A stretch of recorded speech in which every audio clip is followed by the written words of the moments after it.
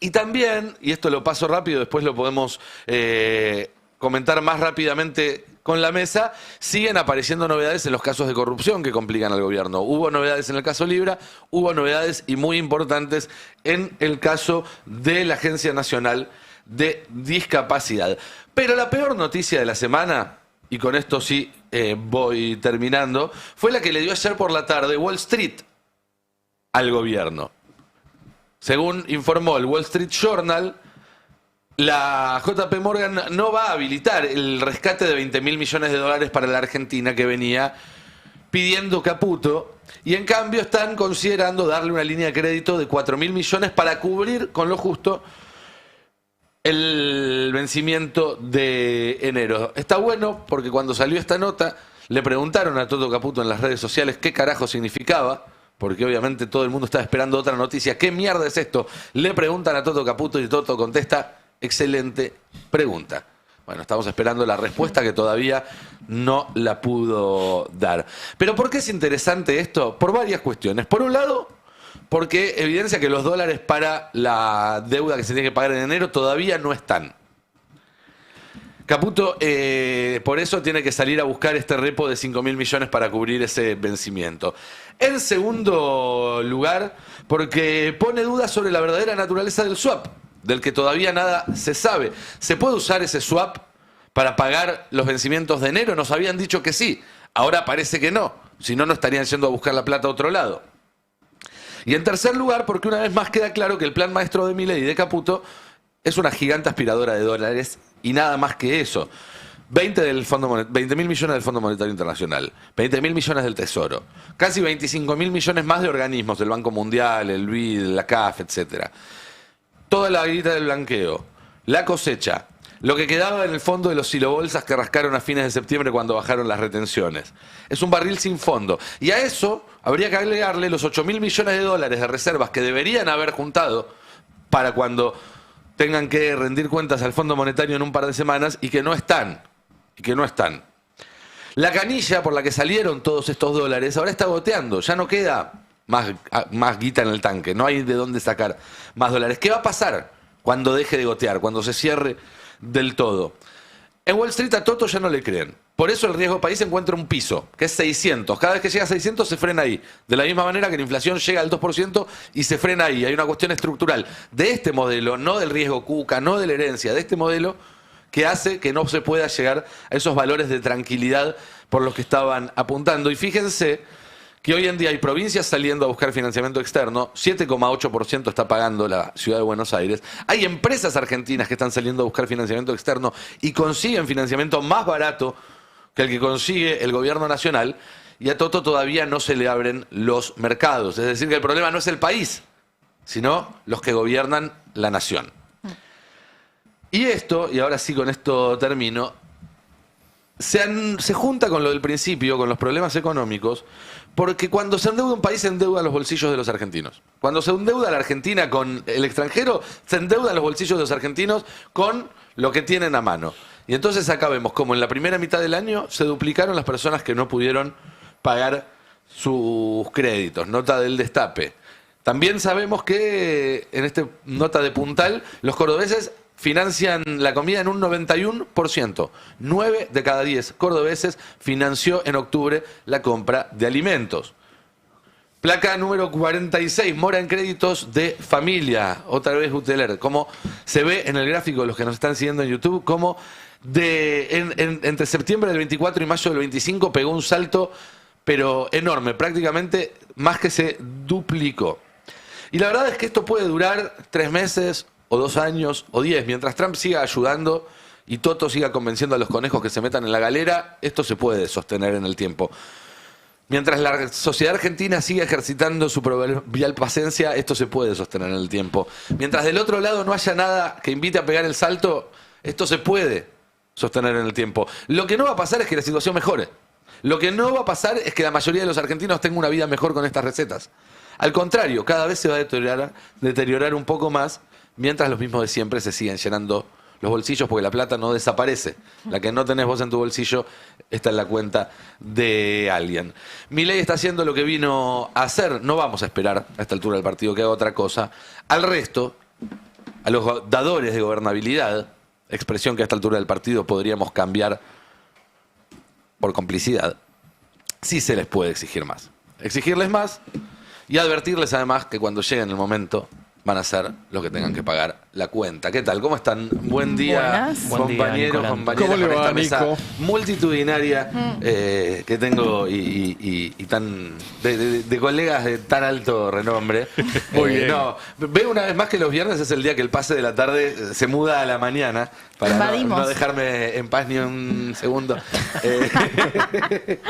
Pero bueno, estábamos hablando del Sí. título del Wall Street Journal de ayer. Fue un poco una bomba en profundidad en esta paz que quiere mostrar el gobierno y que abajo de la alfombra muestra bastantes movimientos, ¿no? Claro, recordemos que funcionó este anuncio de unos 20.000 millones de dólares extra que iban a llegar por un acuerdo con los bancos, con el JP Morgan, con el Citigroup, con el Bank of America y Goldman Sachs, que se suponía que traía estabilidad porque más allá del swap con Estados Unidos por 20.000 millones de dólares, se sumaba otro de la misma cuantía con los bancos privados, que era una especie de, no puerta, pero sí ventana de apertura de Argentina en relación a endeudarse con el resto del mundo, ya no con países, ya no con el Fondo Monetario Internacional, sino directamente con los bancos. No hubo mayores novedades en relación a este préstamo y ahora parece que lo que sucedió debajo de la mesa fue que en esas negociaciones los bancos pedían como garantía, bueno, que Estados Unidos ponga el fondo de estabilización, que Estados Unidos marque las garantías en relación a qué pasaba si Argentina no cumplía con el pago de una nueva deuda, se ríe Fer Siveira, qué pasaba si Argentina no cumplía nuevamente con un pago de la deuda, entendiendo que el acreedor privilegiado sigue siendo el Fondo Monetario Internacional y Si el la vas Tesoro a de poner Estados vos, Unidos. si la vas a poner vos, nosotros le prestamos. Si no, Exacto. Si vos me garantizás que si Argentina entra en complicaciones me lo vas a devolver, lo ponemos, si no, no. Ahora, la pregunta es, ¿esto significa que JP Morgan reduce su interés o su compromiso con la Argentina o con lo que hay le alcanza para hacer sus negocios y no necesita poner más? Yo creo que es más la segunda opción porque lo que se habla es que va a haber un repo, este préstamo con los bancos, que va a ser más cercano a 4.000, 5.000 millones de dólares como para cubrir los vencimientos que se le acercan a la Argentina. Pero bueno, que se necesitan mayores precisiones en relación al programa económico. Hablo de la política monetaria, hablo de la política cambiaria y un poco más de estabilidad en relación a la acumulación de reservas. Mira, en la placa 3 está el gráfico de las reservas netas según la metodología del Fondo Monetario Internacional y en ese gráfico se ve una línea que va claramente para abajo, que son la evolución de las reservas netas, y los puntos en rojo tiene que ver con las metas acordadas a mitad de año con el Fondo Monetario Internacional. Metas que fueron ajustadas para que sea más fácil para la Argentina cumplir esas metas y sin embargo estamos todavía a una distancia de casi 13.000 millones de dólares.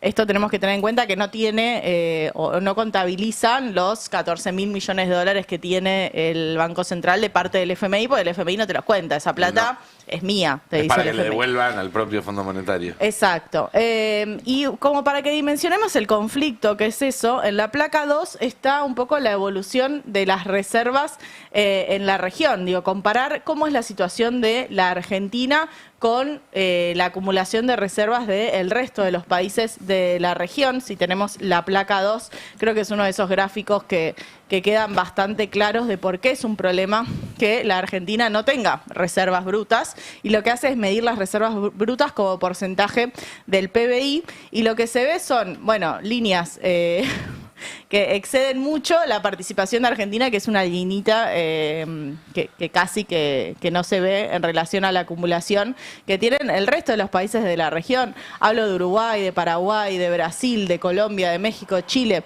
Ecuador.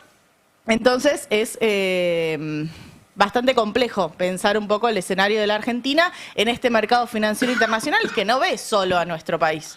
Digo, quiere invertir, Claro. quiere sacar ganancia, pero ve la evolución de todos los países emergentes y dice, ¿por qué voy a apostar en Argentina? Que más allá del apoyo de Estados Unidos, no me demuestra en sus argumentos económicos, ¿cómo es que me va a repagar esa deuda? Es notorio porque el otro país que se ve con un nivel de exposición parecido a la Argentina y muy menor al resto de la región es Ecuador. Sí. Dolarizado. Que es uno de los países que aparecen junto con la Argentina en los pactos con Estados Unidos, Sí. en este plan económico y geopolítico para la región. Con lo cual, bueno, evidentemente dolarizar y poner bases militares y demás Sí. no te ayuda a resolver las cuestiones de fondo. No, y lo que se rumorea en los mercados financieros es que, bueno, ahora en el verano, con el pago de lo que va a ser enero y este nuevo repo, este nuevo endeudamiento con bancos privados, bueno, puede haber alguna entrada de dólares en el marco del endeudamiento, una especie de ventana que se abre a los 2016-2017 de Caputo, todo en periodos más cortos, pero bueno, al fin y al cabo la pregunta genuina es si este esquema va a seguir y si sigue así, bueno, si en 6 meses no vamos a necesitar otro bailout.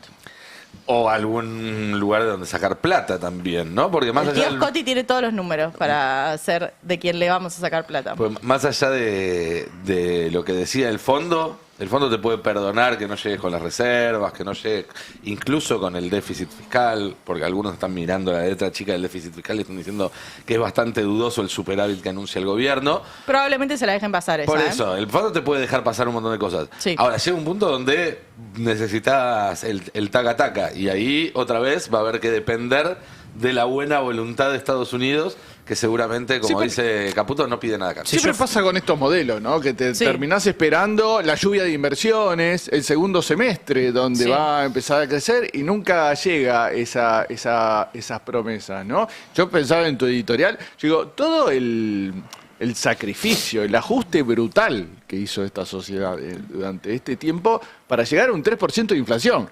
Casi lo mismo que tenía Guzmán, ¿no? Durante el gobierno. Antes de la salida de Guzmán y antes de la sequía, estaba en 3 y algo, sí. Entre Y 3 es 4. llamativo cómo aparentemente tiene un crédito todavía el gobierno, ¿no? En la sociedad argentina, por lo menos se vio en las elecciones, que está dispuesta a seguir haciendo este sacrificio. Y eso me parece que un poco tiene que ver porque el peronismo sigue sin dar...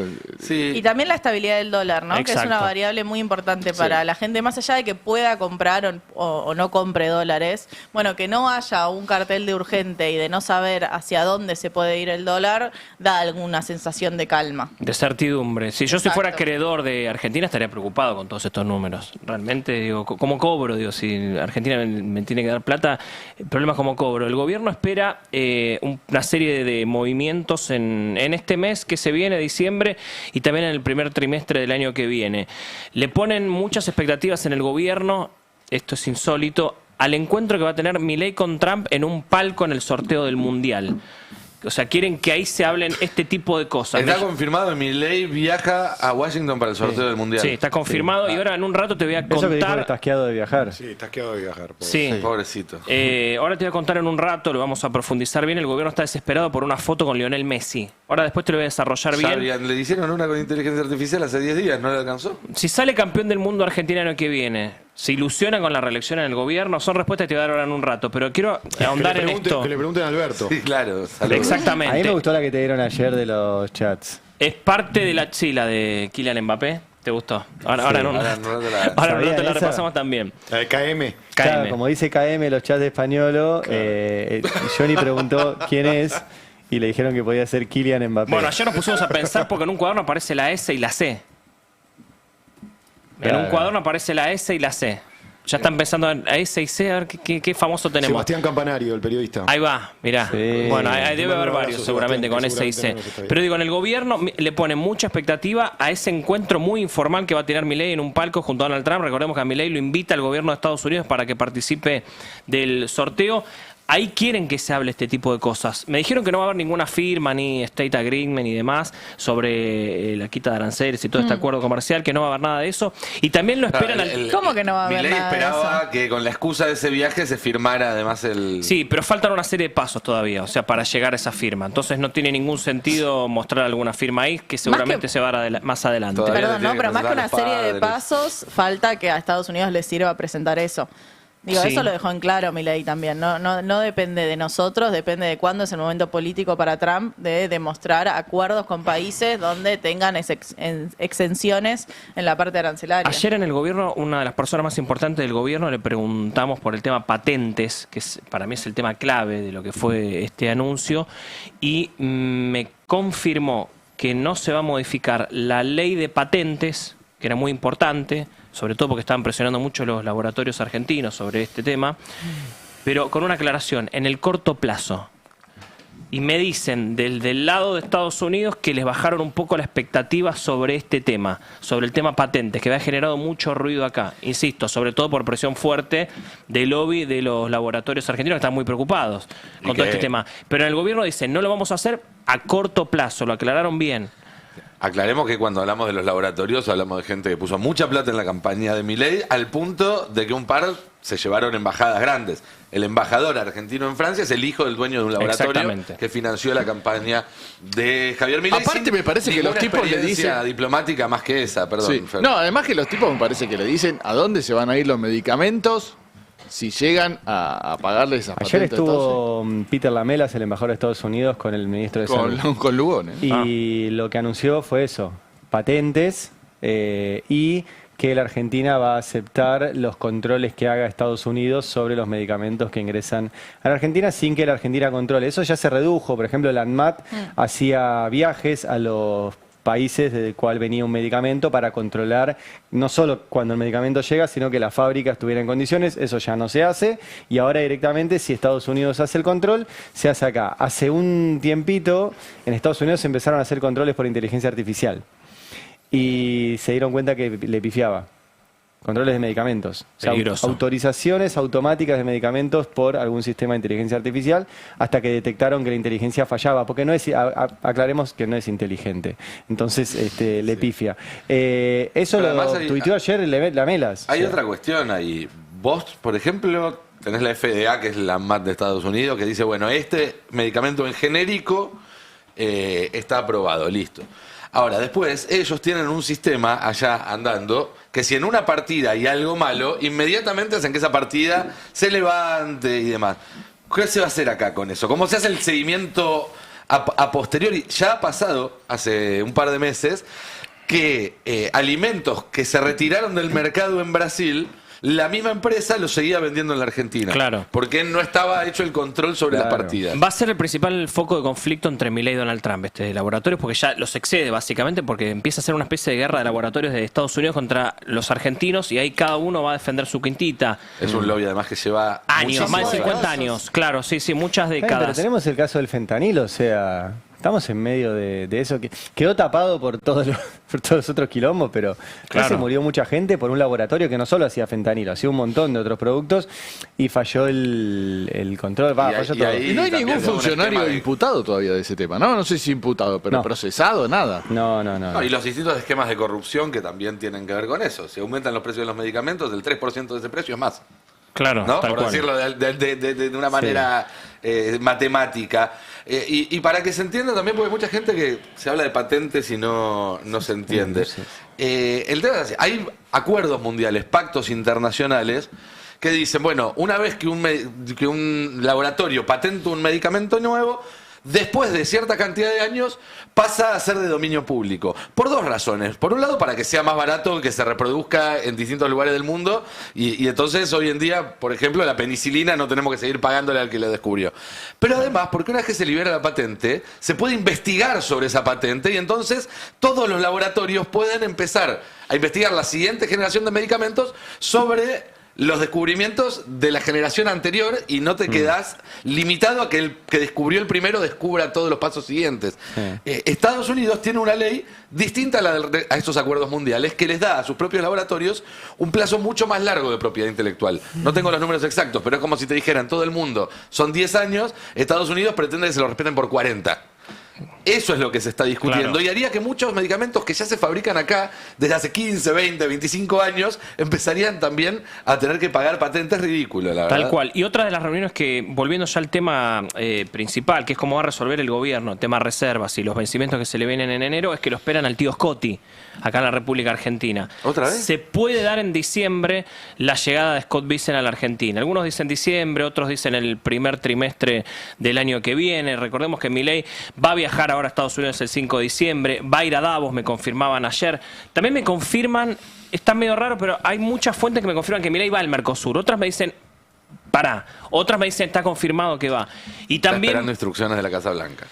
Sí, aparte está esperando sobre todo cerrar este tema con Estados Unidos y demás para ir al Mercosur, porque también está el tema del acuerdo Unión Europea-Mercosur, por eso Milei también va a viajar a Europa en el verano argentino, dicen que va a hacer una gira por Francia, Italia y Alemania. Esto se va a dar en lo que es el contexto de la gira de Davos, el foro de Davos. ¿Se acuerdan lo que fue el foro de Davos de este año? Que fue un escándalo, que Milei habló. Ahí empieza un poco el declive de Milei este año, que fue en tobogán, que parecía que no tenía pozo finalmente. Así que el gobierno espera este tipo de movimientos. Ayer Toto Caputo le preguntaron sobre este tema, dijo excelente pregunta, ¿no? Ayer le dijeron, che, ¿qué pasa con estos 20 palos que al final Bloomberg dice ¿Qué mierda que no? es esto? Le preguntaron. Claro, eso, ¿qué mierda es esto? Le Ni dijeron, idea. Excelente pregunta. excelente pregunta. Contestó que no la respondió al final. No. Dijo excelente pregunta, pero... Era tan buena que no le iba a manchar con una respuesta que no iba a estar a la altura. No, es que todavía no hay una respuesta oficial al gobierno a esta información que está dando a conocer Es este que no Bloomberg. depende del gobierno. Eso es lo que nos tenemos que acostumbrar en esta gestión económica. No depende de Toto Caputo, no depende de nuestro equipo económico y poco depende de Javier Milei. Depende de Estados Unidos poniendo o no las garantías para que los bancos estadounidenses nos den más plata y podamos garantizar la refinanciación. Y Toto Caputo insiste con mantener este esquema económico, este programa económico, no hacer ninguna modificación, en no mostrar una acumulación de reservas. Digo, las estimaciones son de que desde que terminaron las elecciones hasta ahora compró 100 millones de dólares. Che, ¿y el oro? Pues nos Ni vendría idea. bien en este momento, ¿no? El oro. 100 millones. Pero él también dijo, vamos a recomprar deuda, ¿no? Recomprar. Sí. Tampoco, eso quedó como título. Bueno, quedó como título, eso sería otra línea de negociación con JP Morgan en particular, que sería para recomprar en estos canjes de deuda. Por ahora no hay novedades, se esperan novedades en diciembre. El tema es si estas novedades vienen con algún cambio en la política económica y también con una mayor transparencia, no solo de cara a la sociedad, porque estamos hablando de que están timbiando nuestra plata, digo, nuestro oro, nuestras reservas, nuestro endeudamiento, el hipotecar nuestra vida y las generaciones futuras. No solo por eso, digo, al JP Morgan le importa poco eso, pero ellos sí quieren saber qué está pasando. Sí necesitan tener ese informe para poder leer y entender cuáles son las herramientas del Banco Central, qué tipo de compras está haciendo el Tesoro. Digo, la falta de transparencia y la opacidad con la que se maneja Toto Caputo es más propio de una cueva financiera que de un Estado nacional. Sin dudas. Mientras tanto, la política sigue con su curso y están los ojos puestos en el Congreso, en principio porque hay muchas dudas sobre el futuro de la senadora Villaverde, que no consiguió dictamen para su pliego, pero también... Perdón, senadora electa, actual diputada. Sí, ¿no? senadora Hasta- electa, hasta el actual 10 de diputada. diciembre. Y también porque hay algunas movidas alrededor de las autoridades, los bloques, las comisiones. ¿Qué está pasando con eso, Si Mati? se vienen las sesiones preparatorias, que para quien no sabe son sesiones que se hacen antes de la asunción de nuevos diputados o senadores, justamente para que juren, para que se conformen comisiones y para demás trámites que tiene que hacer cada Cámara de Congreso. Que algunos aprendan a leer. Claro, le da un poco O de sea, tiempo 3 días también. tienen para... Karen, tenés 3 días para aprender a leer. Sí. Vos te reís, pero ahora les están diciendo que no nos sí, den no, más no. entrevistas y les están dando cursos de cómo, Sí. Y sí, de pero- cómo salir al aire. 2 años Sigue tardaron en jalando. darse cuenta. Es que me río por algo. Eh, O sea, sí, sí, claro. sí, pero pasó. Viste, es como... Es una orden Pues- de Karina Milei. Es hace 3 semanas reunió a todos los diputados entrantes para darles un curso en la Casa Rosada. Fue Eduardo Menem, el padre de Martín Menem, que tiene un libro muy importante sobre derecho parlamentario y les fue a explicar un poco cómo funciona el Congreso, porque imagínate Tronco de Neura. Y les No dijo, tiene idea cómo no funciona hablen el con el Congreso. jalado. Me dijeron sí que está estudiando mucho Tronco. ¿Está Me estudiando? dijeron que está estudiando Está bien. muchísimo. ¿Qué ¿Qué, está qué estudia? Que está estudiando cómo ser diputado, básicamente. El que no tiene Bien. idea, me dijeron que está estudiando mucho. Sí, sí, sí. Es una buena fuente me noticia. dijeron. Por ahí es una sorpresa. Es Sí, un sí, a mí avance también me sorprendió. respecto a Lilia que decía, bueno, yo me voy a disfrazar de diputada. Claro. Sí. Pero bueno, hay de cara a estas sesiones preparatorias dos nombres claves, uno en el Senado y otro en Cámara de Diputados. A ver. El nombre clave en el Senado, como dijiste, es Lorena Villaverde. Y el nombre clave en diputados es Martín Menem. Epa. Vamos uno por uno. En el caso de Lorena Villaverde, básicamente ella es diputada, tiene 2 años más de mandato como diputada, fue encabezando la lista de senadores por Río Negro de La Libertad Avanza. Salió segunda, pero asume, se queda con la tercera banca a partir de salir segunda y tendría que asumir. Entonces acá hay un problema a partir de, obviamente, los antecedentes que tiene Lorena Villaverde, que fue encontrada en Estados Unidos con una cantidad de cocaína que no tiene, digamos, no puede argumentarse, justificarse como de consumo personal. Entonces, ese antecedente la persigue y hoy digamos, tiene esta traba para asumir, que es que necesita que el Senado le apruebe el pliego y en este momento hay un dictamen de mayoría que le da en contra. Hay una comisión de 19 integrantes, de esos 19, 12, no solamente Unión por la Patria, sino también con algunos radicales también, y el caso de Guadalupe Tagliaferri del PRO, que le votaron en contra del pliego. ¿Hay antecedentes de que el cuerpo de una Cámara vote en contra del pliego de un legislador electo por el pueblo de su provincia? No electo. Sí hay casos en donde la justicia es la que traba candidaturas, pero Sí. en general cuando vos ya, digamos, tenés la candidatura y vas a elecciones y te votan... Lo que suele ser un trámite esta vez se convirtió efectivamente en una posible barrera. Claro, exactamente. Entonces, la sesión preparatoria es el viernes y es en esa sesión en la que Lorena Villaverde tiene que reunir o no los votos para justamente que se le permita ese pliego que no le dio la comisión. Mayoría simple del recinto, o sea, de los 72 senadores. Es una discusión esa. Porque Caramba. lo que dice Lorena Villaverde y lo que está fogonando sobre todo La Libertad Avanza es, se necesitan los 2/3 para bloquearle el pliego. ¿Dónde diría eso? Bueno, es justamente lo que contradice Alejandra Vigo, que es una también de las que votó en contra de la jura de Lorena Villaverde, que dice, no, alcanza con mayoría simple porque no es una expulsión de un senador, sino que es una votación sobre un pliego. A ver, pero hago una pregunta que quizás es muy boluda. Sí. Cada 2 años, desde hace por lo menos 150, 160, el Senado se junta, la Cámara de Diputados también, aprueban los pliegos. Sí. ¿Esos pliegos se aprueban con mayoría simple o con 2/3? Es que ni siquiera porque salen directamente en el dictamen. Entonces Sale ya como por directamente- aclamación, Claro, o por- esto en realidad lo atípico es lo que está pasando ahora, que es que el dictamen que sale de la Comisión de Asuntos Constitucionales Claro. es negativo al pliego y no positivo al pliego. Entonces se abre una nueva situación, digamos, una situación que no tiene un antecedente como para tomarse, para decir qué Claro, tipo de ¿cómo votación es? necesita. Lo que se sostiene la Libertad Avanza es, no, esto necesita 2/3 para bloquearse, porque en efecto es una senadora ya electa. Claro. Ya pasó por las urnas. Entonces, Acá me dicen que existe como antecedente el caso de Patti en la Cámara de Diputados, no en el Senado, Claro. donde se frenó justamente la aprobación de su pliego. Pero se frenó, no recuerdo eso, si se frenó el pliego o se frenó la candidatura. No, se frenó el No, el pliego. pliego. No lo el dejaron pliego. asumir, él había sido candidato, había tenido los votos suficientes, Claro. se le frenó y en ese caso fue una votación con más de 200 votos para impugnar su candidatura o su asunción y solo 8 a favor. Claro. Con lo cual tampoco nos sirve para, Claro, para porque ahí hubo determinar más de por qué 2/3. mayoría se utilizó. No tenías esa discusión, ¿no? No, y aparte la oposición no tiene 2/3 ahora, ya no llega a los 2/3 Claro. con la nueva Cámara. Por eso justamente la Aprovecha. narrativa es esa de la de los 2/3. Hay un problema creo que es mayor para la Lorena Villaverde, que es que hay sectores del gobierno que están diciendo, la verdad no nos vendría mal que no asuma. ¿Quién asume si no asume ella? Asume Enzo Fullone, que es el segundo de la lista. ¿No que asume es- la mujer que está de suplente? No, porque es en el caso de es el único caso en el Congreso que es el del senador por la segunda fuerza, Ahí va. en donde no asume por género, sino asume el segundo. Porque es uno solo. Claro, pasó por ejemplo con Claro, Cristina, claro. que asumió cuando renunció, asumió Tayana.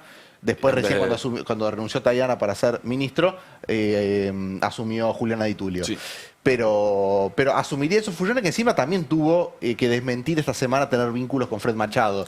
Hay uno, por favor, le pido uno que no tenga nada que ver con Fred Machado. Uno, Sí. uno. Río Negro no. Creo Es que el no hay. gobierno de Fred Machado este. Claro.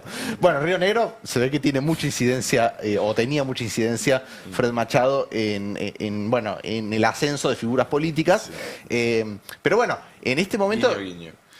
creo que hay una situación particularmente que cruje en la Libertad Avanza, que es, bueno, el sector del gobierno dice, la verdad que puede ser más costoso tenerla 2 años en principio, pero 6 años en el Senado y que cada intervención recuerde al caso Fred Machado, a que por ahí no asuma, que asuma el otro y directamente cerrar ese tema. Para eso tendría que convencerla a ella de que renuncie, porque ni siquiera es que depende del gobierno. En el sistema argentino no es que si tu partido te Claro. saca la banca, vos te tenés que ir. Ella lo que dice es que No no me hay lo- ninguna posibilidad de que renuncie. De todas maneras, aún si no sale el pliego y no puede jurar el Senado, tiene 2 años más de mandato como diputada nacional. ¿Y los diputados van a dejar que siga 2 años más a alguien a quien le acaban de rechazar el pliego en el Senado? Uno imagina que si eso sucede, inmediatamente van a activar alguna medida disciplinaria. El tema es que en diputados sí necesitas 2/3, ahí no hay duda que necesitas 2/3. Y realmente la Libertad Avanza, con aliados, llega tranquilo al tercio. Con lo cual es mucho más difícil pensar en que pueda haber una expulsión de la Cámara de Diputados. Cámara de Diputados que tiene el otro nombre clave de esta historia, que es Martín Menem. Muchos sectores enojados con Martín Menem. Sí. Eh, De hecho, hasta las elecciones y hasta el triunfo contundente del gobierno en las elecciones, todo el mundo lo daba por ido. Decían, no sigue como Claro. presidente de la Cámara, incluso dentro del propio gobierno.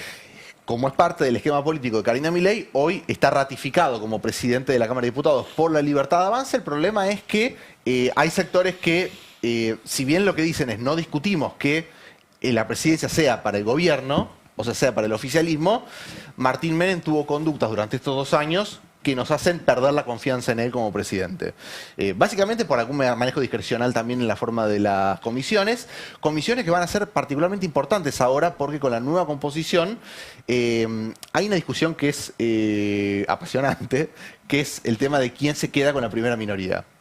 Hoy, con las fugas que ha tenido Unión por la Patria, tiene 92 diputados, la Libertad Avanza con las incorporaciones tiene 91. Todavía igual creo que no se oficializaron algunas fugas. Ayer yo consulté y me decían, miren, nosotros hasta ahora seguimos contando 96. Sí. Los 4 catamarqueños siguen siendo parte del bloque Sí. y políticamente todavía se está discutiendo. Pasa que desde los catamarqueños lo que dicen es no vamos a conformar bloque, entonces es difícil ahí plantear cómo va a ser la situación. El tema es que lo que está en juego y lo que a partir de la fuga, de la supuesta fuga de los catamarqueños, el gobierno mira, es el número, porque si logra ser primera minoría, o sea, logra superar en cantidad de diputados a Unión por la Patria, va a tener prioridad en la conformación de las comisiones. Y ahí lo que activa, por lo menos de cara a lo que va a ser la sesión preparatoria, la oposición, es una moción para limitar las funciones del presidente a la hora del nombramiento de las comisiones. Eso en primera medida. Y hay otra cosa que también despertó mucha bronca, que es que Martín Menem pidió que todos los diputados devuelvan sus despachos para hacer una reasignación. Siempre genera lío eso. Son Los despachos negociaciones. siempre, en el Congreso es un clásico. Sí, es un culebrón espectacular el de los despachos. Porque claro, lo que dice Martín Menem es, hay bloques que en algún momento fueron muy numerosos, hoy por eso tienen despachos que son codiciados dentro del recinto, dentro del edificio, pero hoy ya no son bloques numerosos. El caso, por ejemplo, de la Unión Cívica Radical. Claro. Entonces, lo que dice es, devuelvan todos los despachos y asignamos todo de nuevo. Sobre esto que decías recién, sobre el número y demás, a ver, en el gobierno están esperando lograr redondear y terminar las negociaciones para llegar al número mágico de 93 diputados. Si llega a ese número, si ya asegura tener 93 diputados, ahí se va a dar la salida de los 4 catamarqueños, una vez que esté ya todo cerradito, en paquetito, para ahí lograr finalmente, ahí le van a hacer el favor al gobierno. Si el gobierno ve que negociando no llega a 93 diputados y se quedan 91, 90 y demás, los catamarqueños pueden, o sea, es a 2 bandas, no ¿Los es una sola. 91 incluyen a los tucumanos con peluca, por ejemplo? ¿A los de Bullrich? Ah, los tucumanos. Sí, los radicales con peluca, A los, sí. perdón, radicales sí, con sí, peluca. sí, 93. radicales con peluca. Camperos, no son todos Sí. tucumanos. Esos son Sí, 91. los radicales peluca, sí. Sería el O sea, paquete con los ¿quiénes 93. ¿quiénes son los 2 que le están faltando Hay 2 ahora? del PRO, a la del Libertad? PRO ahí retondista de alguna manera. Sí, también dentro de los radicales con peluca no todos se pasaron, Tal cual. entonces hay algunos también que están Es un mix. viendo No, si pero creo pueden que los que incorporarlo. faltan pasarse se les termina el mandato. Creo que los que podrían sumar son estos 2 del PRO, Los del PRO. los que se dice que no fueron a la reunión con Macri, Eso, que están exactamente. medio Una cuestión a aclarar, los 4 catamarqueños no se van a ir a la Libertad Avanza, los 4 no, catamarqueños se de Fuerza van a un Patria se bloque. van a No, otro se bloque. terminaría directamente ya la Se historia. termina la se discusión, van a un exactamente. bloque aparte. Bueno, ayer vieron la reunión de el Norte Grande, Sí. que fue en Santiago del Estero, con Gerardo Zamora como anfitrión, y le dieron la presidencia pro tempore justamente a Raúl Jalil, que está ahora como un poco una estrella en la constelación de gobernadores, porque, bueno, todo el mundo pendiente a ver de qué es lo que va a hacer. Lo que sorprendió un poco de esta reunión del Norte Grande es que sacaron un documento bastante crítico, siendo que, bueno, hay mayoría de gobernadores dialoguistas. Estuvieron también Infran y Quintela, que son dos que los que están dejados de lado y que lo pusieron, ¿no? Que no haya discriminaciones en el diálogo. Pero salió un documento bastante crítico retomando muchos de los reclamos históricos de estas provincias del norte. Por ejemplo, La Rioja le pusieron que le devuelvan el punto de coparticipación que le sacaron hace como 30 años. Después también reclamaron que le están cobrando a... Está muy bueno como los gobernadores vienen haciendo un peinado del presupuesto y de los impuestos y de cuánto es lo que le tendrían que dar a ellos y cuánto se está quedando el Ejecutivo.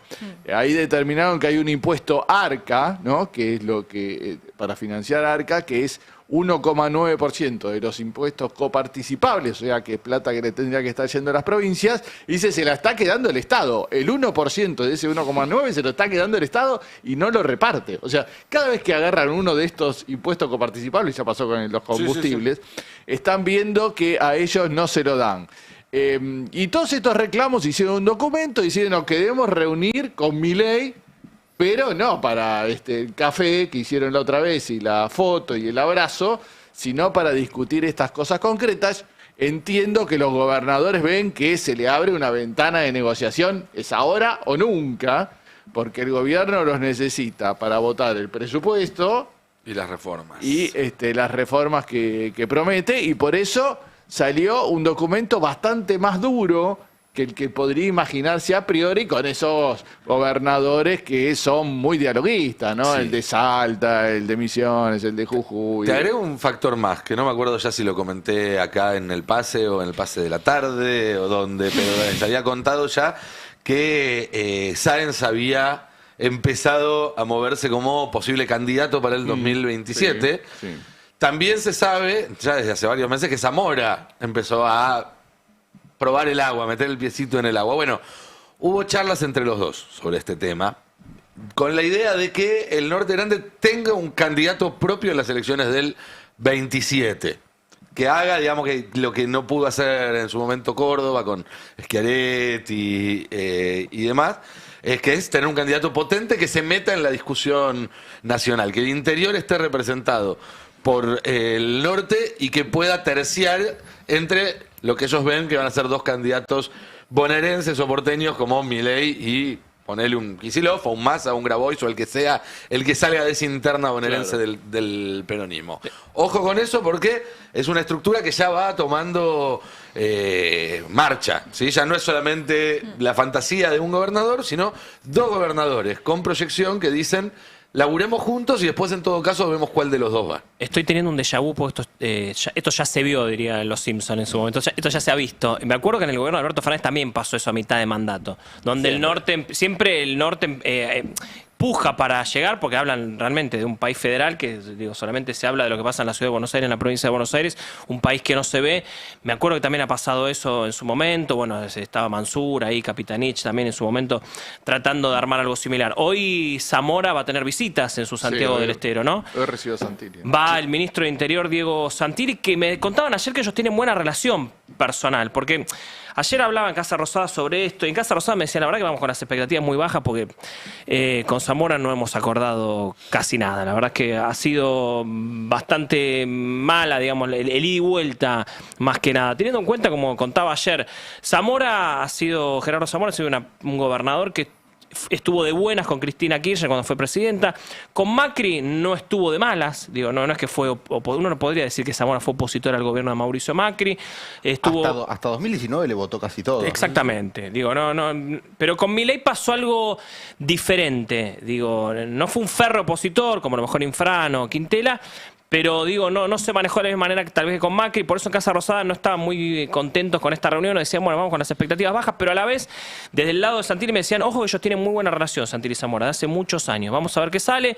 Obviamente también me decían, no vamos con grandes expectativas, pero nada, es un acercamiento, un principio de acercamiento. Hay que ver qué pasa hoy con esta reunión. La semana que viene Santilli va a Misiones, el martes se va a juntar con Pasalacqua, que es el gobernador de Misiones, parece que también va a ir a Chaco, con otro aliado, Leandro Esdero. Empieza, bueno, a moverse de a poco Santilli en el medio de un terremoto que hay en el gobierno sobre el enojo de Milei con el Consejo de Mayo. ¿Cómo? Yo lo conté ayer. Milei está enojado con el Consejo de Mayo. El Consejo de Mayo es un ente ¿Existe? Claro. Sí. Es muy rebelde. El Consejo de Mayo es un ente que une a varios actores de la sociedad, el sindicalismo, los industriales, diputados, senadores, un representante de todos, de las provincias también, de gobernadores y alguien del gobierno. Tienen prohibido filtrar información de lo que salga en esas reuniones. Y en esas reuniones lo que se está trabajando es la reforma laboral, la reforma educativa y diferentes reformas. Bueno, se están filtrando cosas, porque ya estamos entrando en una etapa final. La idea era que termine el Consejo de Mayo el 15 de diciembre, pero parece que el Consejo de Mayo terminó ya. No quieren saber más nada. Es como el título de Central. Milei está recontra caliente. Claro, Me parece que cada uno va operando su proyecto, ¿no? Ahora salió un proyecto de Exacto. educación de Paolo Roca. Bueno. Bueno, cada uno empieza a operar. Esto es lo que se está... Bueno, pero parece que lo que se filtró del proyecto educativo de Paolo Roca tiene muchos artículos que son ciertos, que son reales, que se trataron ahí en esa reunión, que no debían conocerse ni filtrarse y se filtraron. Milei está muy caliente, no solo con eso, sino también con lo que se filtró de la reforma laboral. Que no terminan de identificar al topo también, porque si no ya habría un expulsado del gobierno. Porque muchos dicen, miren que esto no está en el gobierno, la filtración. Pero básicamente está enojado porque no lo dejan mentirle a la gente. Claro. Digamos, ¿no? Porque no lo dejan ocultar. Lo operan con la verdad, diría Lo Murano. operan con- que no sé. exacto. Bueno, está enojado porque se están filtrando cosas, porque él quiere hacer un anuncio, quiere hacerlo más serio, que el gobierno salga a anunciar, que no se sepa nada. Pero bueno, se están empezando a conocer algunas cuestiones y que son ciertas realmente, que están tratadas ahí, y todavía no se echó a nadie del gobierno porque no está en claro bien quién está detrás de todo esto. Si hay una realidad, Sandra Petovelo es la jefa política del secretario de Educación y el secretario de Trabajo. Carlos Torrendel de Educación, Cordero de Trabajo. Empieza a haber rumores de que se empieza a filtrar por ese lado. Hay un poco de ruido con Sandra Petovelo, que no está de buenas ni con Santiago Caputo ni con Karina Milei. ¿Está en Dubái, Petovelo? ¿O se fue? Estuvo, me parece que ya estuvo en volvió, Dubái. pero sí, estuvo dando vueltas por los países árabes, con algunas reuniones, Petovelo de viaje, pasándola lindo por el mundo con la tuya, contribuyente. Así que está en medio de esto está este ruido también, del Consejo de Mayo, de Milei, las reformas, que hay que ver cómo termina de concluirse. Por ahora el Consejo de Mayo está finiquitado, por este enojo de La Milei. noticia es que todavía existía. Para Sí, mí. todavía existía. Bueno, de ahí va a terminar de hacerse el esqueleto final de lo que manda el Poder Ejecutivo al Congreso sobre la reforma laboral, que es lo más importante, sobre todo. Y ahí, perdón, los gobernadores estos del norte fueron uno de los respaldos fuertes que tuvo Milei en el peor momento para que no se terminara de caer esta idea de un acuerdo de Mayo y demás. Fueron los que le terminaron dando una mano para mantener a flote esta idea de que él consensuaba. Sí, han sido los que más han colaborado con el gobierno. Digamos también que las provincias del norte históricamente han sido siempre las más dependientes de los recursos estatales, ¿no? La economía de las provincias del norte depende mucho de los fondos coparticipables, más allá de otras más ricas que tienen otro tipo de manejo. Ahora, por eso sorprendió este documento. Uno imaginaba iba a ser algo más diálogo, pero bueno, hicieron un documento fuerte. Ahora, respecto a esto de que planteas lo del almuerzo de hoy de Santilli y Zamora, también está puesto mucho la expectativa en Zamora, ¿no? También, además de Jalil y los diputados catamarqueños, que van a ser los santiagueños. Claro. Y Zamora Y en el y Senado su también. compañía de fórmula, claro. Respecto a si van a hacer un bloque aparte, Lo de los diputados santiagueños, ahí en el despacho de Germán Martínez, te dice que él ya habló y que se quedan en Unión por la Patria, los diputados de Santiago del Estero. Ahora, Zamora y su compañera de fórmula, lo que dice Zamora es que no puede estar en el mismo bloque que el senador electo por la minoría. Neder es el histórico del peronismo de Santiago del Estero, pues dice que los podrían llegar a impugnar. ¿Pero desde cuándo? Durante 20 y pico de años. Me parece que encontró una excusa. Mi mamá no me deja. Claro. Lo hicieron desde 2013 que lo hacen a eso. No soy Encontró- tolerante al gluten y Neder de trigo, no sé. Encontró una excusa para armar un bloque aparte, ¿no? Parece, o sea, en general hay cierta rebelión de los gobernadores, sotoboche de basta de que sea Cristina y el entorno de Cristina el que maneje toda la política de Unión por la Patria y no los gobernadores que fuimos reivindicados y ganamos por amplio margen en nuestras provincias. Y ahí entra una gran contradicción, ¿no? El peronismo de qué va a hacer. Algo se discutió el otro día en el Consejo Nacional del PJ y hubo unos que hablaron de una gran amplitud de ser lo más amplio posible y otro de, bueno, pero no es unidad con cualquiera, sino eso ya es un cambalache. Porque ahí se genera la contradicción, ¿no? Todos dicen, bueno, que Jalil se quede. Ahora, Jalil dialoga con el gobierno, habla bien del RIG y dice que es una de las mejores políticas del gobierno. Todo totalmente contradictorio con lo que está proponiendo el peronismo nacional. Pero eso igual ya pasó, o sea, pasó el año pasado y decidieron ir en unidad para esta elección. Sí, y los dos ganaron, Jaldo y Jalil. Y los dos ganaron y estrategia absolutamente distinta se tomó en Salta y en Misiones, donde se intervino los PJ provinciales para Por eso. sacarlos de la alianza con gobernadores que le votaban cosas a Milei. Entonces es una estrategia muy contradictoria la de ir en unidad con unos, intervenir partidos para romper con otros y encima en los dos casos les fue mal, porque en las provincias que ganaste después directamente quedaste sin diputados porque se te van todos y en las provincias en las que perdiste directamente no sacaste ni uno. Claro, y esa es la gran contradicción que tiene el peronismo. No, aparte, todos están diciendo, vamos a hacer un frente lo más amplio posible para derrotar a la ultraderecha. Si después a tus propios gobernadores se te terminan yendo, ¿qué frente amplio posible vas a hacer para enfrentar a Milei? Es una gran contradicción, ¿no? Porque ¿cómo haces para contener? Y eso es la falta de una conducción clara a nivel nacional. Perón, que decía, el peronismo entre de la extrema izquierda hasta la extrema derecha. Entran todos, somos todos peronistas, el que conduzco soy yo. Es que el problema es que no hay una conducción. Claro, ese es el... Kirchner decía lo mismo. Kirchner decía, bueno, yo puedo tener a Prat Guy, puedo tener a Kunkel, puedo tener... El que decide para qué lado se va Más soy yo. que no hay una conducción, hay una disputa por el liderazgo, ¿no? Bueno, O sea, y eso hace hay- que no haya una conducción. Claro, para Hasta que no algunos se hay salte. una conducción, digo, la reunión del otro día del grupo de economistas con Cristina marca que, digamos, o hay varios conductores o para mí- hay una obviedad, ¿no? Pero la disputa sobre quién. Para mí liderazgo quién puede lidera, haber ¿no? mucho, conducción hay o no hay. Es algo que Natural. Claro, está o no está y en este Sale momento solo. claramente no está. El problema es que no hay mecanismos para dirimir esa conducción, digamos. La conducción, digo, más allá de que puede darse de alguna manera medio unánime, si ese recurso no lo tenés, necesitas herramientas para dirimirlo.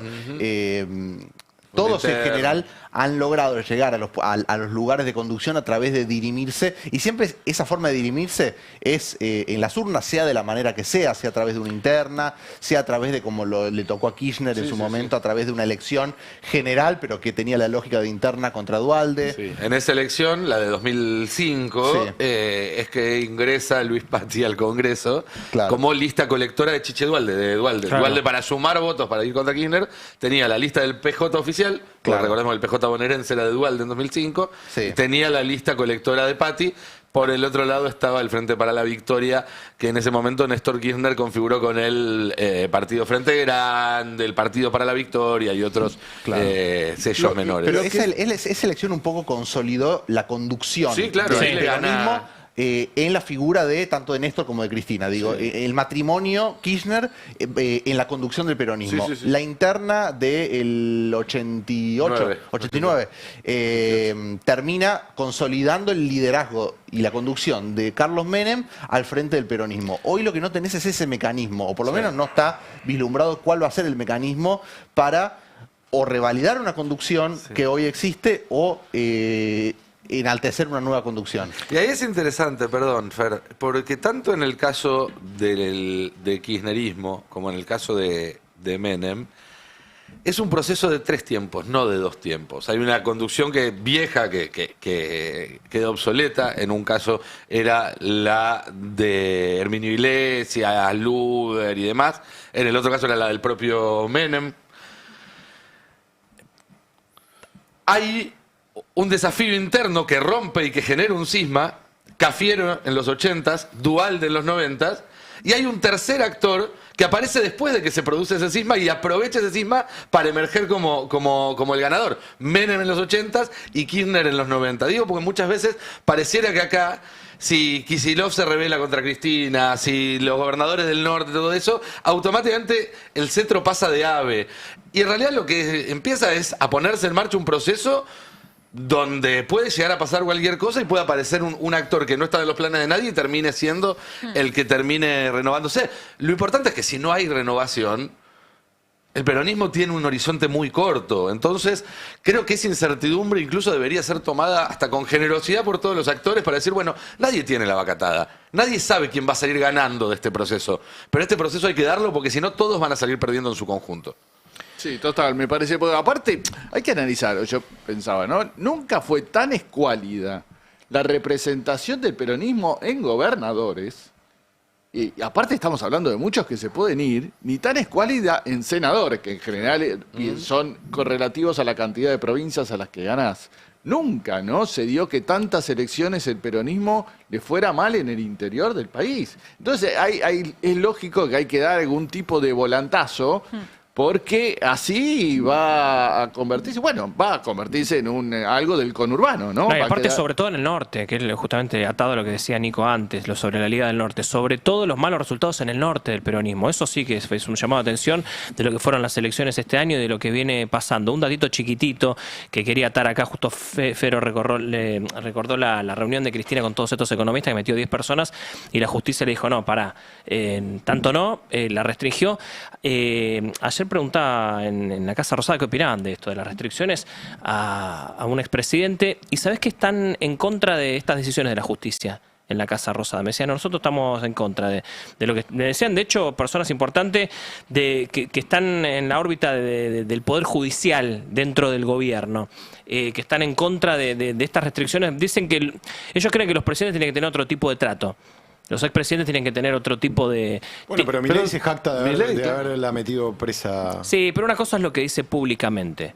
Pero filosóficamente creen que tienen que tener otro trato los presidentes. Tienen miedo de ir preso cuando se vuelvan a la casa. Es lo que iba, a dónde iba. También, obviamente, hay un temor a cualquier futuro de Javier Milei. Porque todo lo que ven en Cristina en el gobierno, ven que le puede llegar a pasar a Javier Milei en 10 años, 15 años, 5... 3. 2, 1. Es la teoría de Pichetto, ¿no? Pichetto había dicho algo como que los expresidentes no estaba bien que se los persiguieran. Sí, piensan que tiene que ser un poco como Estados Unidos, que tiene ciertos privilegios y demás, como que no se puede, que tiene que estar en un bronce. Con Macri piensa lo mismo, lo que pasa es que Macri no tiene ningún problemita judicial, pero con Macri piensan lo mismo también, que tienen que quedar en un bronce y ya está, que tienen que tener ciertos privilegios. ¿Sabes qué dijiste, perdón, Cande, dijiste Pichetto, Fer, y me contaron que en la reunión con Cristina, ella explicó, viste que con esto de las importaciones de Shein y Temu y la ropa, Pichetto planteó que había que cobrar un impuesto para estas importaciones, y me contaron que en esa conversación con economistas Cristina dijo que no, que para ella que está en contra de imponer un impuesto para esas compras por Shein y Temu, porque dice que es un impuesto que se le impone de última al consumidor, a la gente que compra ahí porque no puede comprar acá en la avenida Santa Fe, ¿no? Me llamó la atención, o por lo menos es una declaración que no habíamos escuchado de ella de estas últimas horas, ¿no? Es que es muy difícil discutir una política en aislado, ¿no? Porque, digo, si vos solo pones un impuesto a las empresas chinas, porque estás en el marco de un acuerdo con Estados Unidos y simplemente vas a importar de Amazon, o sea que vas a tener una triangulación donde lo chino te lo va a vender Estados Unidos más caro, es una cosa. Y la otra cosa es pensar un modelo más de desarrollo. Yo siento que en estas discusiones de renovación, no renovación, ahora mismo hay una oportunidad que tiene que ver con discutir las reformas que pretende el gobierno en diciembre y que el gobierno está muy preocupado en que se discutan, en que no se discutan esas reformas. No pretende que se filtre nada porque está preocupado en que las personas tengan una reacción, o sea, las personas en términos de un costo social tengan una reacción previa a esos proyectos en el Congreso. Entonces, hay una oportunidad concreta y una responsabilidad de la política, no solo en plantear otro proyecto, sino empezar a agitar esto en la agenda pública. Sin dudas. Vamos a cambiar de tema porque el viernes pasado descubrimos una sección. Hay veces que se da ese, como le dicen, no serendipia, cuando se descubre algo por casualidad que no se estaba buscando. Porque en realidad no era una sección, era una columna más de Fero Soriano, que nos trajo una columna sobre la relación de Macri con su padre Franco, porque se había anunciado la salida del libro, En el contexto de libro que va a salir ahora en pocos días de Macri sobre su semana que padre. viene. Sí, Y el 25. la antena siempre atenta del Tano productor, que por algo lleva cuántos años sentado en una silla del otro lado del vidrio, digo, che, eso de los parentescos y demás salió lindo, ¿por qué no hacemos una sección?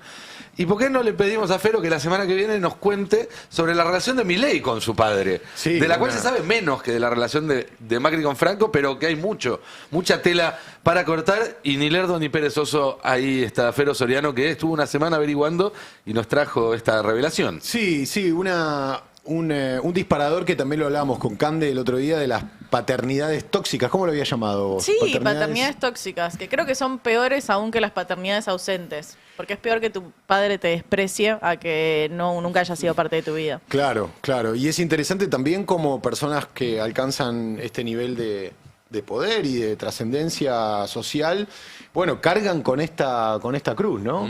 La cruz de una relación conflictiva con su padre que claramente le pasó a Mauricio Macri y fuimos todos testigos a lo largo de las últimas décadas. Y también descubrimos con Milei en su relación con Norberto Milei y con Alicia Lucic, que son sus padres, Norberto Milei, un tipo, por lo que sobre todo narra Juan Luis González, uno de los biógrafos de Milei, colega de la revista Noticias, que describe, bueno, según su investigación, una trayectoria de un tipo duro. Le decían el gordo Milei a Norberto, Mira. un tipo duro que arrancó manejando un bondi, es decir, un colectivero. Paréntesis, casualidad de trayectoria vital con Cristina Fernández de Así Kirchner, es. que tampoco tenía una buena relación con su padre y que también era colectivero. Mira. En una familia tolosana, ¿no? Del barrio de Tolosa de la ciudad de La Plata. Sabía que era colectivero, no que tenía una mala relación. Tuvo una relación más dura, por lo que yo he leído y se ha contado, más cercana a su mamá. También me decían el otro día, alguien que la conoce de hace muchos años, me decía, el bocho de la familia, porque uno dice, bueno, ¿de dónde sale una mina como Cristina con esa lucidez, con esa capacidad de... y me decían, bueno, la mamá parece que era una crack, la mamá de Cristina. Pero bueno, estamos hablando de la familia Milei. Norberto Milei manejaba un bondi, era colectivero y después empezó un poco... por sus características personales, de tipo recio, negociador, ventajero, empezó, bueno, se hizo de una empresa y se hizo empresario, y de hecho tuvo beneficios de subsidios durante el gobierno de Néstor que, según por lo menos narra Juan Luis González, lo llevó a una posición económica muy buena. Esa posición económica muy buena es en la que el entorno en el que crecieron Karina y Javier. Pero bueno, cuando Javier se hace personaje público e interesante para los medios y empieza a narrar su vida y empieza a instalarse como candidato y empieza a meterse en la política, se empiezan a conocer un poco los detalles de esa relación. En el tape 1, dije tape, Cande, que ayer te hice bullying con eso. Estás tirando documentos. Sí, en el tape 1 vamos a escuchar cómo Javier Milei cuenta lo difícil que era convivir en su casa con Norberto y con Alicia. Me la hacían muy difícil en casa, dijo Javier Milei. Escuchemos. Todo el proceso mío en la universidad fue un proceso bastante complicado, donde básicamente, digamos, me la hacían muy difícil en mi casa y... Estás peleado con tus viejos vos, ¿no? Yo no hablo con mis progenitores. ¿Le decís así, no le decís padres? No, porque no comparto los valores morales y éticos de ninguno de los dos. Qué fuerte eso. Te puedo Sí, preguntar claro. por qué hicieron, qué valores o... Mirá, digamos, durante todo mi proceso universitario, digamos, mi padre me hizo las mil y una, digamos, o sea, por ejemplo, llegaba la época de los finales y me dejaba de hablar y me generaba un montón de situaciones de mucho estrés para que justamente para que me fuera mal. Maldad. Maldad, exigencia extrema. Ya cuando le decís progenitores a tus padres, en Esto fue- general se le dice progenitor al padre que debe la deuda alimentaria. Claro. Como que es porque está todo mal la relación personal. Esto fue como veíamos con Andy Kuznetsov. En 2018, muy lejos estábamos todos de creer que Milei iba a terminar en la Casa Rosada, ¿no? Pasaron un montón de cosas de 2018 a esta parte en la relación entre Javier Milei y sus padres, pero en esta misma entrevista, en este mismo momento de la entrevista, Milei hacía una descripción un poquito más detallada de su papá, como un tipo muy complicado. Escuchémoslo, es el tape 2. No, es un tipo muy complicado. O sea, de hecho es la lógica que él tiene, ¿no? O sea, de darte algo y después, o sea, generarte una situación para que te vaya mal y enrostrártelo que sos un fracasado. Pero eso, vos sabés que para mí eso fue una gran experiencia. Porque vos sabés que Kissinger dice que los mejores momentos son los de crisis, porque los cagones se van y los incompetentes se van. Se quedan los que saben y tienen bolas. Y yo, digamos, o sea, puedo estar bajo la máxima presión donde nadie soporta nada y yo resuelvo como si nada, con lo cual, digamos, dentro de todo ese hostigamiento, digamos, o sea... Te fortaleció. Digamos, claro, lo que no te mata te fortalece. ¿Y tu mamá? ¿Y tu mamá? Bueno, digamos, vos sabés que los padres siempre tienen un contrato previo a nuestra existencia. Un Bueno, contrato previo a nuestra existencia. Claro. O sea, defienda al padre por sobre la existencia En de varias entrevistas, Milei, yo no traje esta porque no quiero ser redundante, pero en varias entrevistas, claro, la reacción natural es decir, che, ¿y tu mamá dónde estaba? Porque conocemos Claro. muchas historias de estas en las que la mamá incluso termina divorciándose del padre de sus hijos por la Dice como violencia. que la avalaba, la madre Claro, avalaba. él dice que formaba parte de la sociedad violenta del lado del padre. Me quedaron dos cosas. Por un lado, la resiliencia de Milei, ¿no? Que él la explica ahí, y la verdad es que realmente es un mérito haber salido de esa situación infernal y bueno, haberse de alguna manera armado, como después podemos criticarle un montón de cosas a él, pero se armó como un tipo para ser presidente y creo que esa resiliencia es real. Pero después, como él repite la terminología violenta del padre, que el padre le decía fracasado, y nosotros lo escuchamos a Milei diciéndole fracasado a todo el mundo. Sí, todo el tiempo. Con esa misma forma de hablar que ahí en 2018, cuando creo que ni él se imaginaba que podía ser presidente, ya utilizaba. Entonces me parece que hay ahí un rastro de herencia para pensar.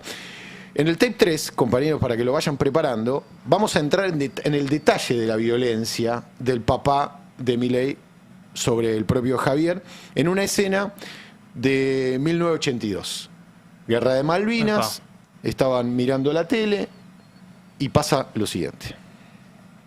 Cuando Argentina recupera las Malvinas, nosotros estábamos en la casa de mi padrino. La casa de mi padrino tenía el living comedor, después venía la cocina y después el comedor diario, y entonces nada, estaban todos muy exultantes porque habíamos recuperado las Malvinas, y yo dije que era un disparate porque nos iban a hacer de goma, y bueno, no le gustó y me dio una tremenda paliza. Directamente, ¿no? Violencia. Bueno, algunos dicen que era parte de una época, ¿no? Donde estaba más aceptado, entre comillas, que los padres le pegan a sus hijos. Bueno, no. Esta es la escena. Una cosa Igual, no para defenderlo. No en esa época, dice Estamos Tano. hablando de Yo los tampoco, 80. digo, yo era un No, y niño en una esa cosa época y es a mí un no me pegaban. correctivo que igual estaba mal, digo, docentes pegándole con la regla en la mano a un Claro. alumno, y otra cosa es que te caen a trompadas. Es distinto. Totalmente, totalmente. Vamos a seguir porque obviamente que toda esta situación derivó en una pelea que en algún momento pareció definitiva y quién sabe si Milei no se hubiera hecho presidente, hubiera sido una distancia definitiva entre ellos. Volvemos a la entrevista 2018 y ahí Milei le explica a Kuznetsov la relación que tenía, pero digo, es interesante ver la forma en que Milei responde a la pregunta. Tape 4. Para mí es como que ya no existen. Ok. O sea, de hecho, a mi hermana le tengo prohibido hablarme de ellos. O sea, Ok. pase Ella lo ve. lo que pase. Ella los ve. Sí, sí, Ok. digamos, ella sigue siendo hostigada por ellos. O sea, pero en el fondo, o sea, mirá, digamos, el que a vos te toque un vínculo sanguíneo, eso es un accidente. Sí. ¿Me entendés? Mi relación con mi abuelastro Te trató mucho era mejor. infinitamente claro. mejor y contribuyó mucho más Sí, a tu educación. a mi formación Sí, sí. por el tipo de interacciones que hacíamos. Está claro, no quiero. La última pregunta te hago, si viene tu viejo y se da cuenta y te pide disculpas. No tengo nada que perdonarlo, ya lo perdoné, o sea, digo, para mí, digamos, no, yo Ok. digamos, no miro para atrás, no hay resentimiento. Siempre para adelante. Pero para mí, digamos, los dos están muertos. Los dos están muertos, dijo Milei en 2018. Tremendo. Pero no hay resentimiento. No hay resentimiento, pero las cosas cambian. Las cosas cambian. Bueno, después estuvieron, ¿no? Después Sí. estuvieron el día de la Juventud. Claro, ya vamos a llegar ahí. Ah, ya vamos perdón, a llegar. perdón, No, me por favor. anticipé. No. Si me lo estoy haciendo muy largo, ustedes me dicen. No, está buenísimo. Y avanzo, pero ya vamos a llegar ahí. Justamente iba a hablar ahora de la reconciliación, porque cuenta Juan Luis González que durante la pandemia parece que Milei la pasó muy mal. Muy mal. Él, recordemos, vivía en una torre en el Abasto, con sus perros, Con los perros. solo. Y la pasó muy mal, como creo que la pasamos muchos de nosotros. Y entonces ahí, según cuenta González, Karina se lo llevó a vivir con los padres y generó una especie de reconciliación. Que bueno, Milei no cuenta estos detalles, pero dice lo siguiente: esto es de 2022, ya había pasado la pandemia, ya se habían reconciliado en el tape 5. Milei, a ver. Aclaro una cosa, ¿no? Sí. Esto es lo que sirve para mostrar, y muchas veces hablamos lo de Karina, de si iba a correr a Karina del esquema de poder y no. Porque está claro que su única familia, su única compañía de toda su vida es la hermana, porque los padres para él estaban muertos. Y su puente, ¿no? Su puente con su familia, su puente de comunicación con otros. Sí, sí, sí. Por eso cualquier decisión que tome Milei en el gobierno siempre va a estar para el lado de Karina y no hacia otro lado. Mira, ayer No hay Javier sin Karina, no hay Karina sin Javier. El O quizás gobierno- hay Karina sin Javier, pero no hay Javier sin Karina. En El la vida y en gobierno el es Karina Milei directamente, no hay otro, no hay ni un Santiago Caput. Mira, ayer una persona, esto lo cuento y te dejo seguir con la columna, Fero Soriano, ayer una persona que estuvo con Santiago Caputo me contó que ayer Santiago Caputo le dijo una frase que yo quiero subrayar. Dijo, palabras de Santiago Caputo según esta persona que estuvo ayer con Santiago Caputo: el día que yo me lleve mal con Karina Milei, me tengo que ir del gobierno. Dijo, así nomás, obviamente para despejar algunos rumores de que se llevan mal, que puede haber disputas políticas, sobre todo con los Menem, que forman parte del entramado político de Karina Milei, pero la frase, lo quiero subrayar, esta frase de Santiago Caputo: el día que yo me lleve mal con Karina Milei, me voy del gobierno. Para terminar, digamos, para poner un punto final a esto de... Porque la que manda es Karina, este gobierno es plenamente de Karina Milei por parte de todo esto que está contando y va a seguir contando el señor Fero Soriano. Creo que es en este tape, el 5, chicos, cuando Milei habla de la reconciliación, que pone a Karina, obviamente, en el centro de esta cuestión de lo que estábamos hablando recién. Tape 5. Afortunadamente, en un hecho desafortunado, nos reencontramos, o sea, ellos tuvieron una muy buena actitud. Digamos, yo estaba con un problema, digamos, o sea, Cari, el jefe, mi hermana, que vino, anda por ahí. Sí. Allá está. Bueno, digamos, o sea, te vino, o sea, Sí. sé lo que es, ¿no? Es un dato, es todo un dato. Pero puesto digamos, en esa situación, ella estaba también en mal y ellos tuvieron una muy buena actitud de ayudarla a ella, con lo cual en el fondo me ayudaron ¿Pero a vos mí. no te hablabas con tus viejos? Claro, yo ¿Tuviste un estaba tiempo sin hablarte? Sí, claro, estuvimos un tiempo sin hablar y eso me pareció una actitud noble, y entonces decidí que había que hacer tabula rasa y avanzar hacia... Bueno, acá, a diferencia de lo que dice González, él dice que el problema lo había tenido Karina. Sea por una cosa o por la otra, Karina en el centro de la resurrección de los padres, ¿no? Porque lo habíamos escuchado decir a Milei que sus padres estaban muertos. Hubo una reconciliación, hubo una resurrección de esa relación. En el tape 6, Mirta Legrand, en la mesa, fiel a su estilo, le pregunta, esto fue en 2023, o sea, Milei ya, si no era candidato, ya había pasado la primera, creo que ya había pasado la primera vuelta de las elecciones. Y acá, bueno, Mirta, con su estilo, le pregunta a Milei por los padres.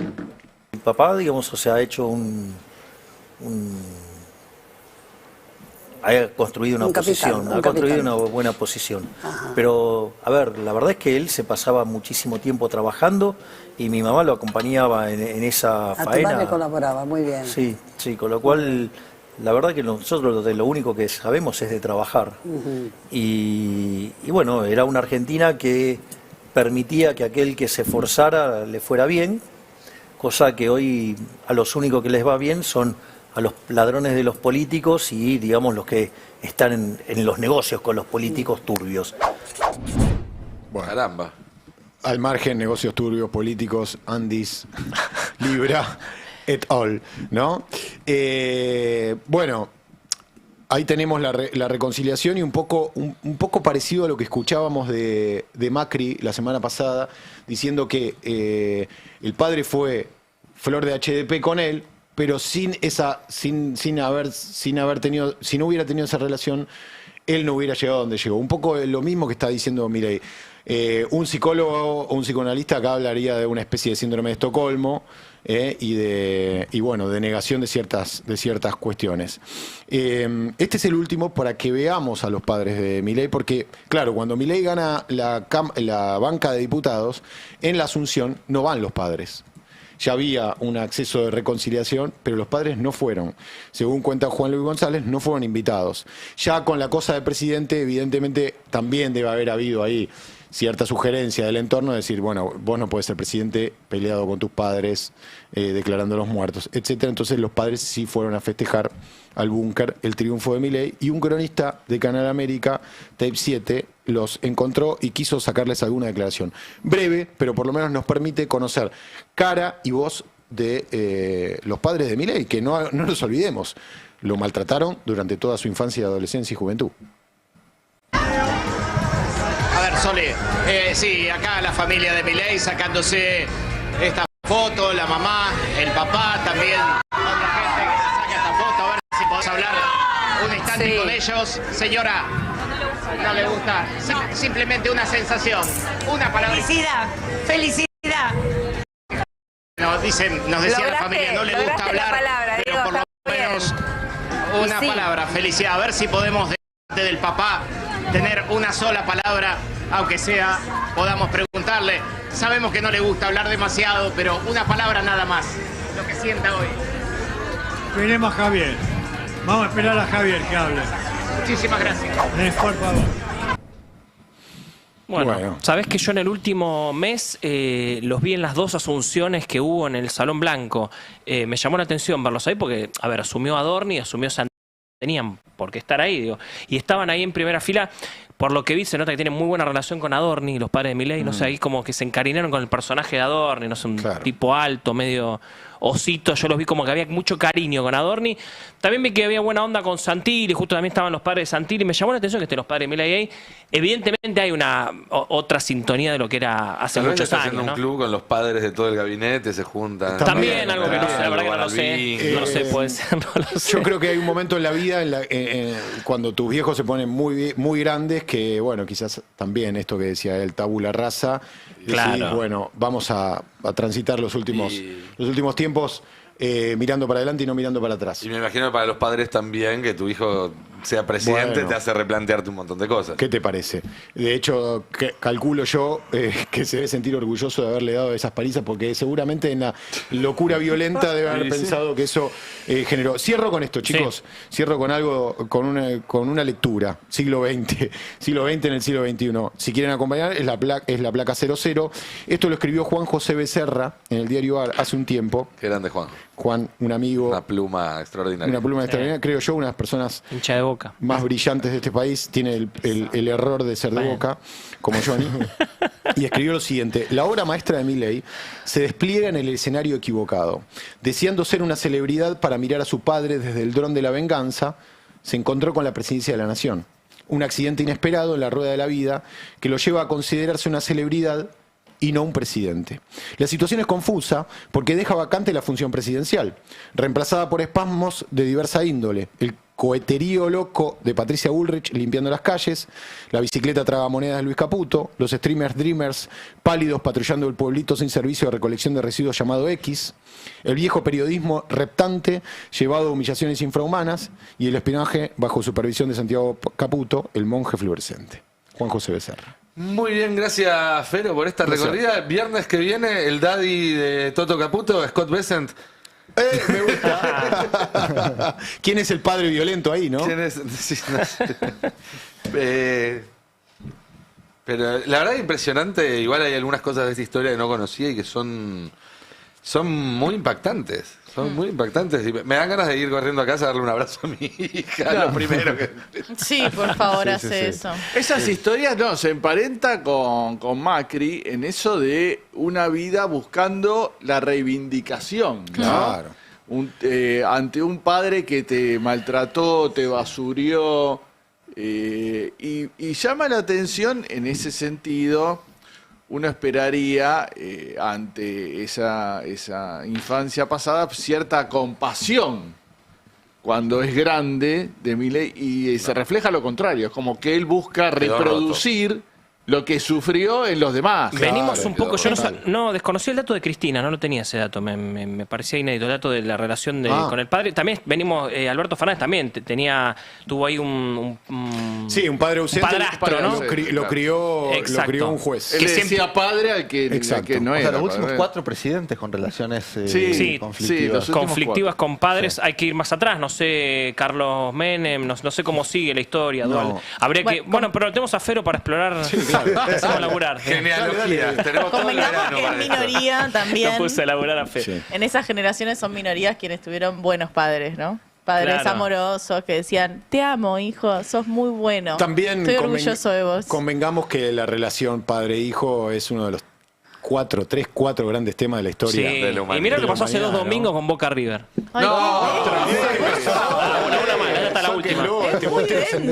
Quedan unos minutitos. Espera que tenemos un bonus track. Me cantan que tenemos un bonus track ahí, ¿eh? A ver, involucra a Karina, a los padres. Karina. Hola. ¿Cómo va, Karina? Bien, bárbaro. ¿Karina qué? Milei. ¿Cómo? Milei. Karina Milei. ¿Y los señores son? Alicia. Alberto. Los papás de Karina. Sí. Ok, ¿y Karina cómo fuera como estudiando, Karina? Regular. Regular, Karina. Ah, sí, no era muy buena Karina estudiando. No. ¿A qué se dedica ahora Karina? Soy licenciada en Relaciones Públicas. Ah, bueno, pero Karina después siguió. Sí, después sí, después le puso garra, Karina. Sí. ¿Qué es lo mejor de Karina, dicen los padres? El carácter. El carácter. ¿Qué es lo peor de Karina? El carácter, me dice ahora. No sé. No sé, bueno. Y Son duros, ¿eh? Faltó que dijera que es lo peor, el hermano. Hoy maneja el país, Karina. Mirá, le habían dicho que bien estudia relaciones públicas, la nene, mirá. Tremendo. espectacular este material, ¿eh? Sí, espectacular. Me hace sentir que lo tendría que haber encontrado yo, Tano. Te agradezco mucho. Bueno. Bien. No, pero muy bueno. La verdad Cande, ¿hay números de cuánta hizo? Hablábamos del daddy de Caputo, de Scott Bessent. Sí.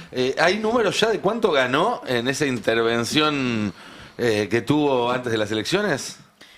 Sí, de hecho lo charlamos hoy más temprano con Fer Alonso porque hay una estimación que viene de 1816, esta consultora especializada en mercados financieros que le habla directamente a los bancos y leo textual, dice, podemos calcular que Estados Unidos ganó alrededor de $53 millones con su inversión en pesos. sin contar el devengo de tasas, o sea, sin contar el carry trade, sin contar la bicicleta financiera. Si se suma eso, esa ganancia se debe haber aproximado a los 70 millones de dólares, un negocio bastante redondo para 2 Pim, pam, semanas pum. de inversión. Lo que me decía Fer Alonso es que en realidad tendríamos que calcularlo en base a cuál fue el porcentaje, ¿no? Cuál fue su tasa de ganancia, y estamos hablando de un 4% en la estimación de esa tasa de ganancia en dólares en ese periodo muy corto. Y me pasó un textual muy bueno que dice: Besen gana $330.000 diarios por los dólares que le prestó a Milei. 300 luquitas diarias, un Pero el bono de departamento jubilados, grande. 70.000 pesos desde marzo de 2024. Y bueno, se hubieran preocupado por ser los daddies de Toto Caputo y sale fuera. Para lo que le sirve a Besen también es para los cuestionamientos que le Exacto. hacía la oposición. Incluso pues, me imagino que podría llegar a tener una causa judicial. No sé cómo se dirime estas cosas en Estados Unidos, pero si le hizo perder plata al Estado, todo, y entonces ahora puede decir, bueno, le hice ganar. Sí, hay muchas cuestiones que se le complican a veces dentro de Estados Unidos. Uno tenía que ver, obvio, con esta idea de bailout, ¿no? De rescate a la Argentina. Entonces, demostrar que más allá de que como señal política funcionó como un rescate, ellos hicieron un negocio y efectivamente ganaron plata y le pagaron con la nuestra esa tasa de interés. Y por el otro lado, en la parte comercial, algo que repasábamos ayer tiene que ver con...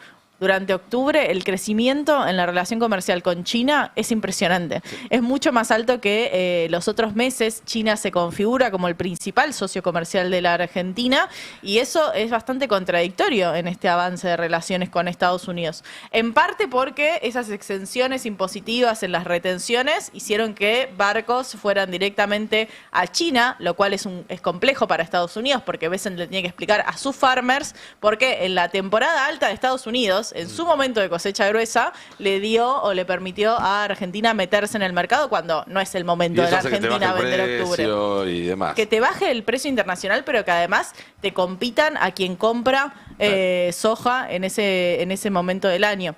Entonces es una situación bastante compleja, además del aumento en las importaciones. Hablábamos de Shein, de Temu, pero también de todas las importaciones directas de productos industriales. Está claro. Che, otro tema que me quedó colgado y quería comentar antes de que arranque el fin de semana, les voy a pedir del tape 40 en adelante, que son esos materiales que habían quedado, pues ya que estamos hablando de Estados Unidos, hubo 3 novedades ayer importantes respecto a Trump, que tienen que ver con esto que venimos hablando mucho acá, que yo denuncio cada vez que puedo, que es con la deriva autoritaria de Trump y de Milei, subido también a ese trencito. Ayer Trump recibió en la Casa Blanca al príncipe de Arabia Saudita, que es una de las personas más importantes en Medio Oriente, un socio importante de Estados Unidos.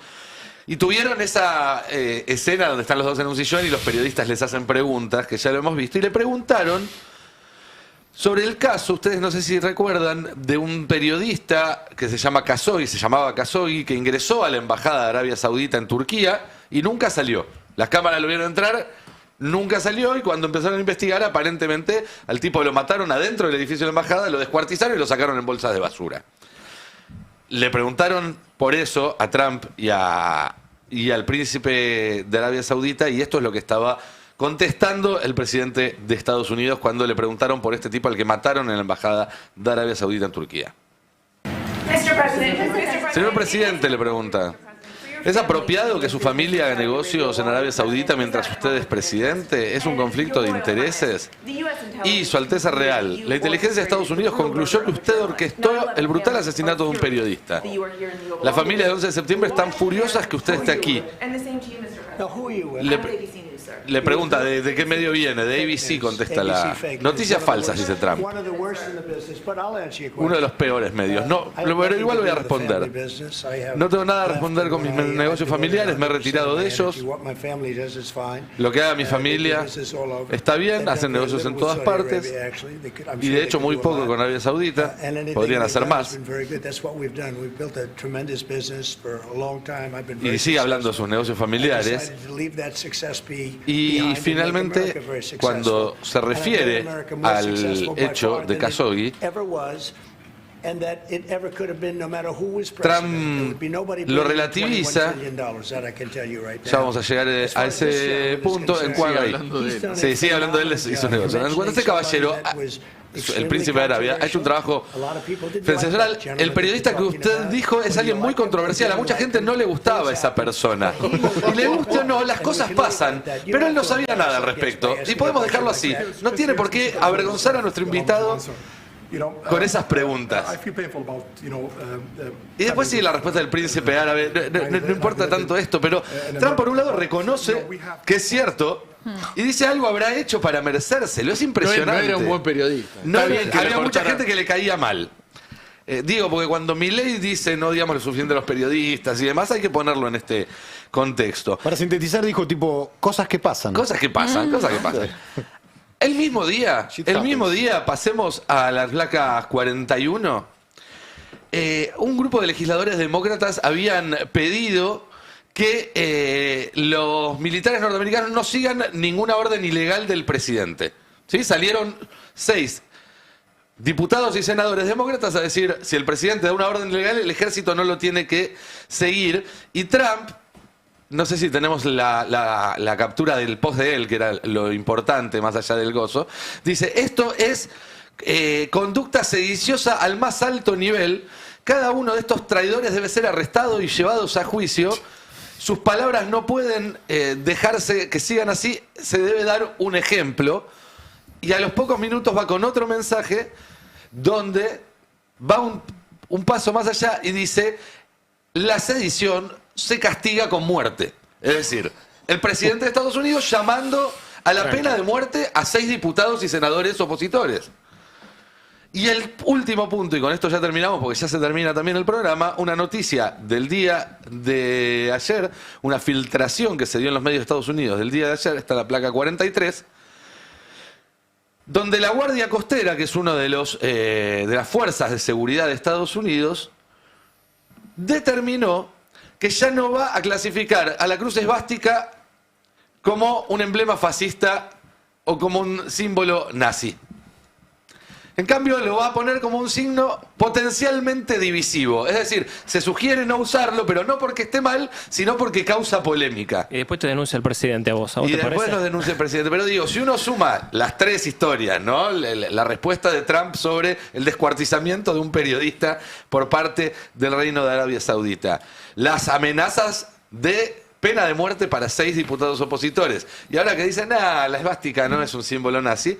Bueno, muchas de las cosas que nosotros venimos contando acá empiezan a encajar como en un rompecabezas y me parecía importante porque esto no sale en ningún otro lado, no lo van a encontrar en ningún otro lado y antes de terminar la semana quería traerlo aquí para que lo vieran porque me parece sumamente importante. Muchas gracias compañeros, compañeras por la compañía el día de hoy, también a todo el equipo que del otro lado hizo posible este programón y a todos ustedes que nos eligen cada mañana. Quédense que ya viene Adrián Murano con sus verdades afiladas, quédense en toda la continuidad del Destape. El lunes a las 10 de la mañana nos reencontramos aquí para hacer el pase. Chau, chau. El Destape 1070.